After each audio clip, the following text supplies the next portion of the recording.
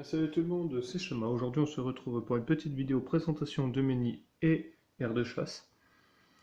Alors, ce que vous voyez là, c'est mon premier nid en plexiglas commandé sur internet avec un tapis chauffant. Ce nid est réservé pour une espèce que je n'ai pas encore, pour les Crématogaster scutellaris.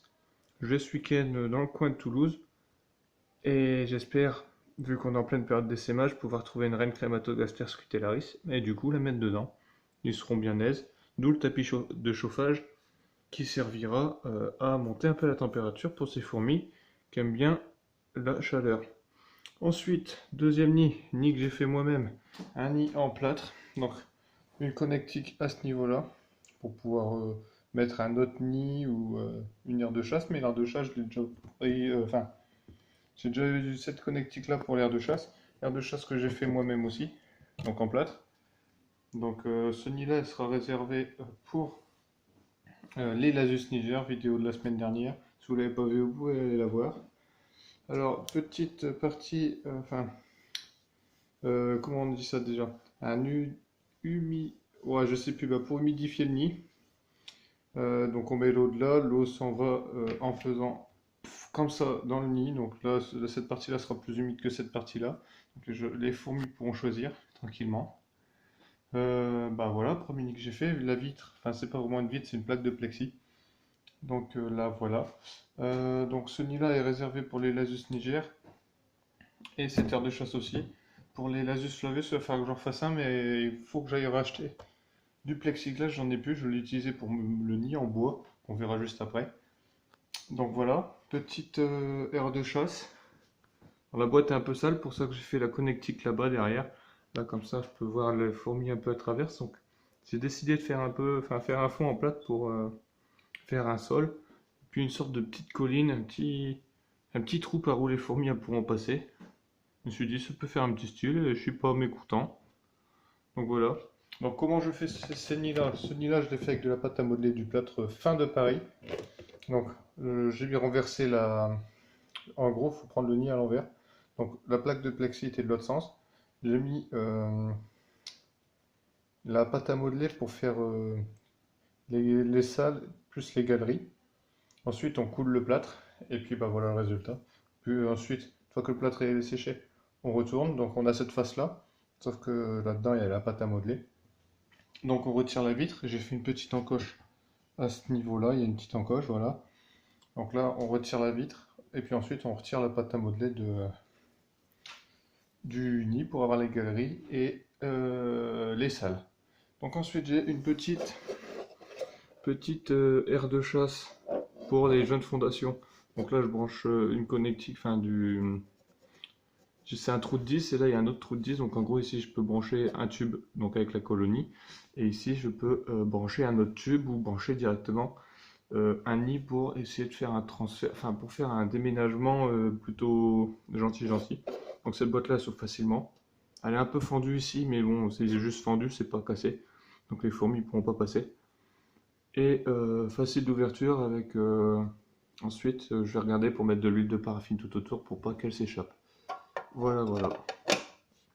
Ensuite, là on va passer pour les Messers Barbarus. Alors, là ce sera leur aire de chasse.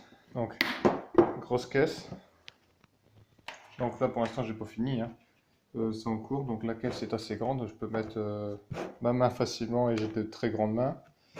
Seul Dieu le sait, hein, on va dire ça comme ça, donc j'ai des très grandes mains. Donc je peux mettre facilement deux mains, donc très grande aire de chasse, je sais pas combien elle fait. Je dirais... Elle fait 35 sur 15 à peu près. Elle fait 35 sur 15 la boîte, donc déjà une belle boîte. Pour la hauteur je sais pas trop, donc là je vais peut-être faire une coupe rectangulaire pour faire un couvercle. Comme ça, le couvercle il sera fixé. La boîte, ça pourra pas bouger. Et je mettrai de l'huile de paraffine tout autour.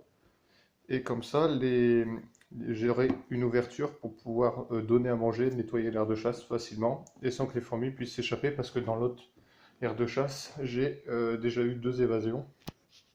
Donc je me méfie maintenant. Et là, voici le nid en bois que j'ai fini. Donc là, il y a la place pour une connectique, mais je ne l'ai pas mis parce que le tuyau il est grand. Et j'ai plus que ça de tuyau. Donc j'ai pas envie de le couper et puis d'arriver à terme. Donc là, il y a une connectique que je pourrais mettre ici. Donc là, contrairement au nid en plâtre, le plexi est posé dessus à plat et il est maintenu par des vis avec des boulons en dessous. Comme ça peut aussi me servir de pied. Bon, il est un peu bancal, je sais pas pourquoi, mais bon, on fait avec. Donc là, une connectique ici, donc il y a une liaison là, et une autre connectique là qui sera reliée, hop, à l'air de chasse directement. Là, j'ai déjà prévu un autre trou à l'air de chasse pour le connecter à un autre nid que je vais faire aussi pour les messors pour agrandir. Et cette connectique là aussi sera pour un autre nid. Donc elles ont largement la place, hein. Regardez la taille du nid comparé à ma main. Voilà, il y a aussi un bond de main. Et là, dans le milieu, j'ai mis du coton. Et il y a un petit trou pour passer une seringue pour mettre de l'eau. Et comme ça va humidifier le nid comme ça. Même si pour les messards, il ne faut pas beaucoup d'eau. Un nid humidifié, ça peut peut-être plaire à la colonie.